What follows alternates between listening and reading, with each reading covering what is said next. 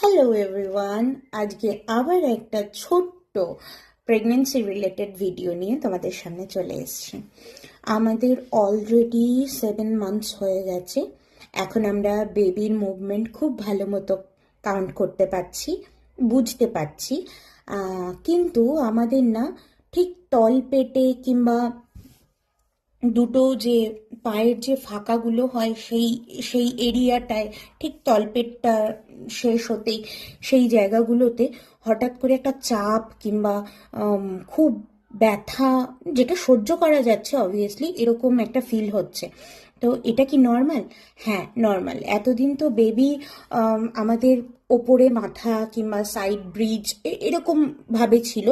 এখন ধীরে ধীরে বেবি ঘুরবে, ঘুরে তোমার পেলভিক্সের মধ্যে সেটা অ্যাটাচ হওয়ার চেষ্টা করবে। তো সেই কারণে বেবি যখন মুভ হয়ে, যখন ঘুরে নিজের পজিশন, অরিজিনাল পজিশনটা নেওয়ার জন্য চেষ্টা করবে, এই 3 মাসে এই পেলভিক্স পেনটা কিন্তু হতেই পারে।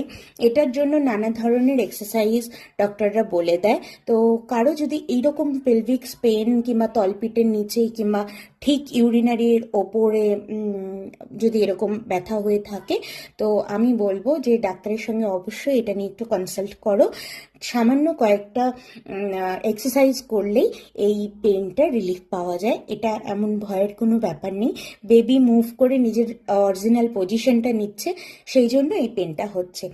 আর ভালো থাকবে, সুস্থ থাকবে। এরকম ভিডিও দেখার জন্য আমার সঙ্গে জুড়ে থাকতে হবে। আজকের মতো বাই বাই।